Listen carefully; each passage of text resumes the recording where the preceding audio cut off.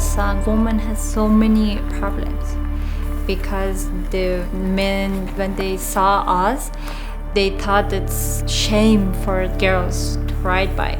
They decided it's not good for us because we are Muslim. My father and my mother, they spoke with my uncles and the others because they decided to stop me.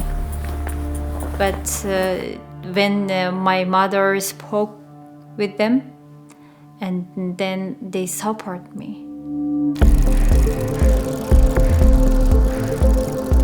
So there were two girls who were leading the cycling movement in Bamiyan, Zara and Zakia.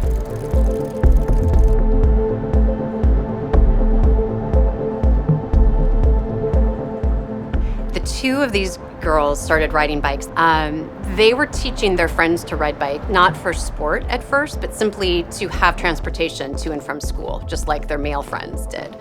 The community was really supportive of them riding publicly. And so both Zara and Zakia eventually created both a men's and a women's team in Bamiyan and eventually founded the first races for Afghan women. And that was like female-led, female-grown, developed by these two young women who were 18 at the time, maybe, and just filtering that through. And the entire community would come out for these races. So men were cheering women racing, and that was unheard of.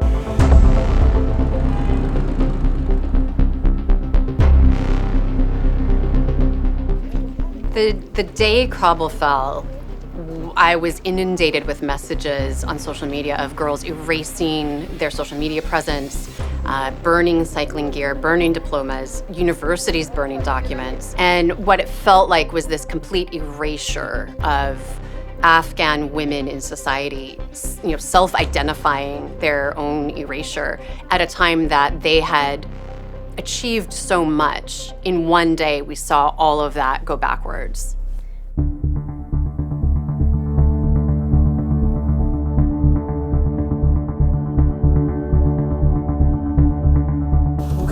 So thank you. I spoke to Shannon and to Amy. So we need to find out if you could ask them, can we get them to the airport?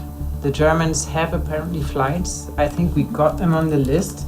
The problem is now how to get to the airport. You've seen the news. It's hard to get there. There's lots of trouble. So Zakia has asked me, shall they go? And I said they shall not go, because the recommendation from the government is they shouldn't go. So please check, can we get transport to the airport with Amy?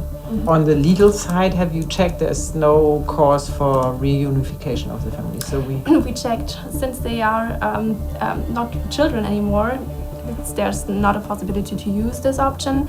But I think the Germans, they set up a new way, a not so bureaucratic way, so that we will try to take this road. Okay, so I will write to Mars again. If you can also contact the Munich mayor again to see if they are willing to take them. If they are, I could mention that to the foreign ministry. And the Federal Office for the Interior. Yeah. So that we also the contact there. Let's contact them too.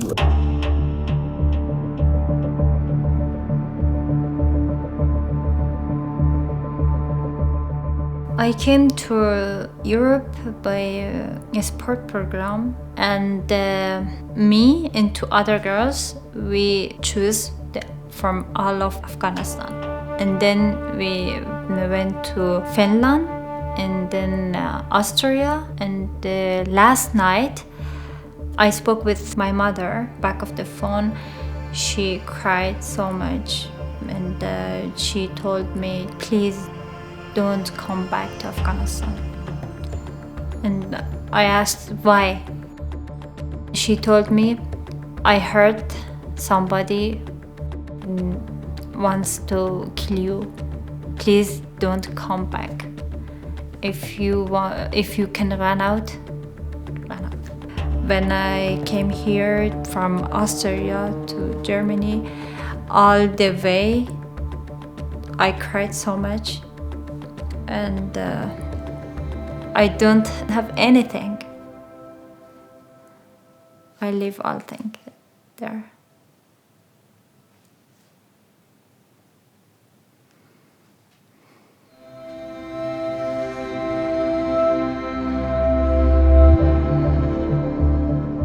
Sakya and the other girls who founded the cycling clubs were very well known in Afghanistan.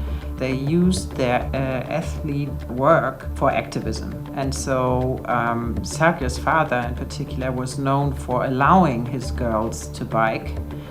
And that was something that endangered him. So very early after the Taliban took over, they heard rumors that the Taliban were watching out for Sakya's father to get him. Later on, some weeks later, Raihana, the 18-year-old sister, got text messages on her phone with a photo even from a Taliban who said, if we find you, we kill you.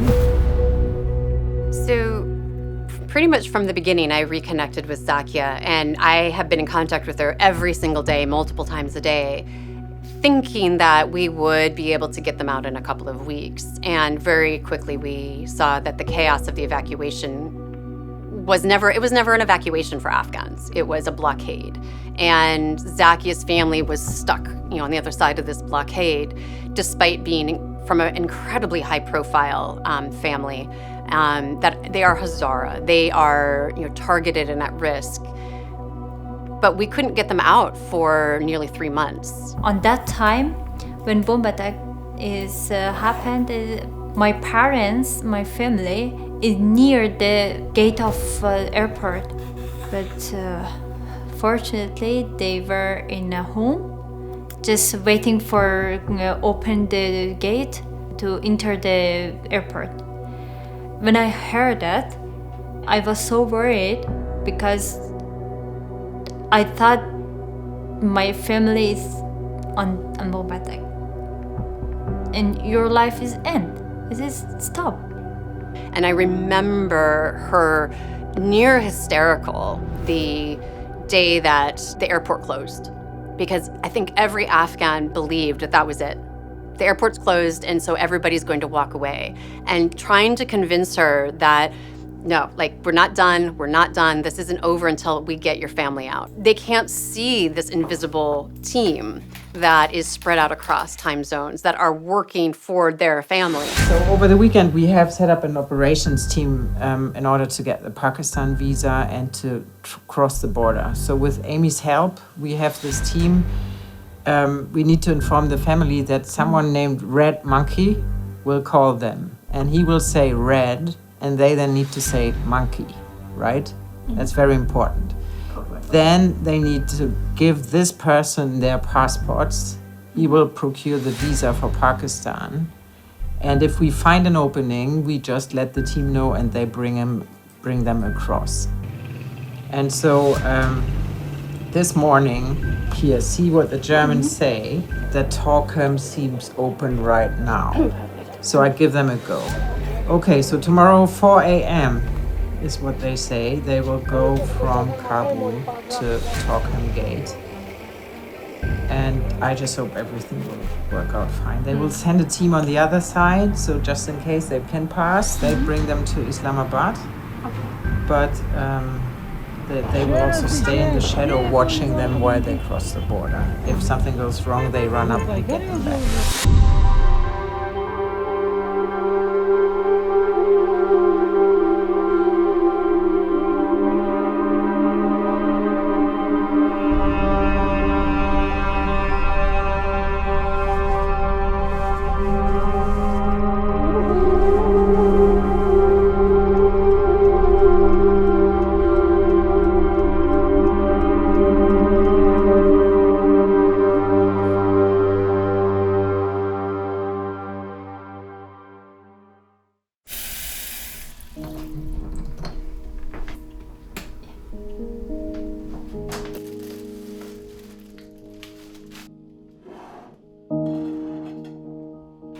From last night, I couldn't sleep because I'm so excited. About 2 years, I couldn't see my family, and when I heard that they arrived in Germany, I know how to explain that, but fortunately we did it. Now we will join together. Like tea with saffron.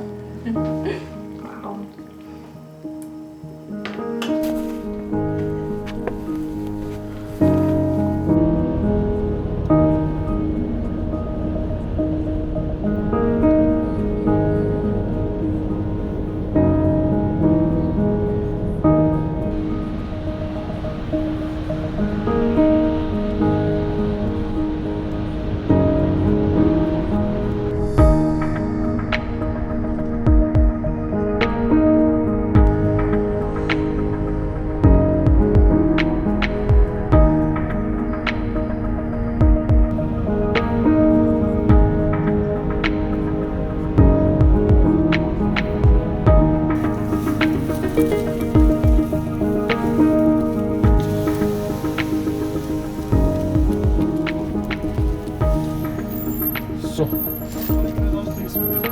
Ganz vorne geradeaus links.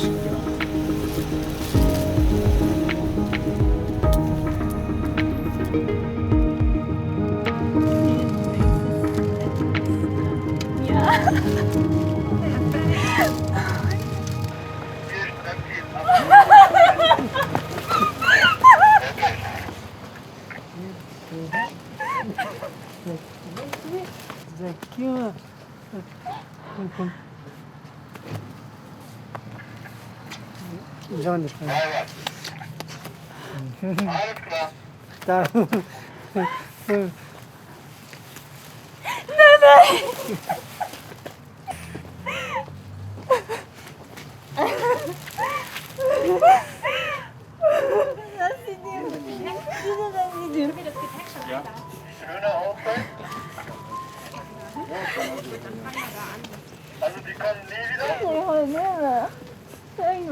Das freut mich. Also wenn sie kommt nicht und wieder, dann kannst du die schöne Auszeit zurücknehmen.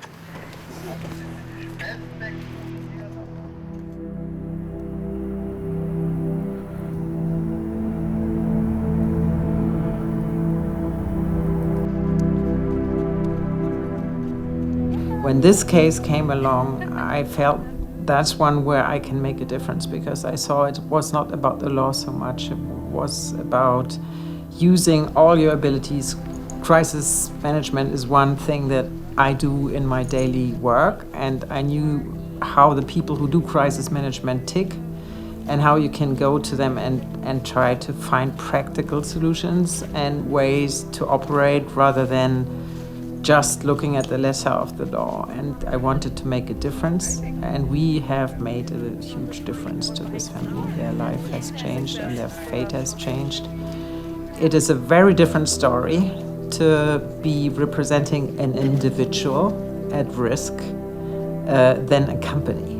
It's a very different ball game. The decisions you have to take are about life and death potentially, and you have to bring all of yourself to the case with all of your empathy, all of your heart, and sometimes your tears, because otherwise you are not in a position to help. And so for me, the reward is really the purpose and the change you can make.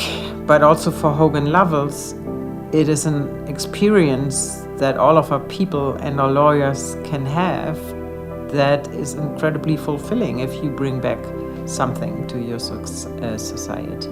And pro bono at Hogan Lovells has been important for many, many, many years, that we want to be a firm who gives back to society. And but I think individually, everyone can really grow from those experiences. I'm so glad. And without your helping yourself, it couldn't be done. It needed an army, though, with Shannon and Amy and all you people, and everybody. that's all government. That's, and I don't know how to thankful for that, all of you. It's, but no. You don't have to thank us. For us, it's thanks enough that it worked, and that we could share with you and your family these moments. That was for all of us. I mean, we will not be the same again after that, after having seen that and been through this time with you. My middle other uncle, he told me, Zakia, you won. Ah.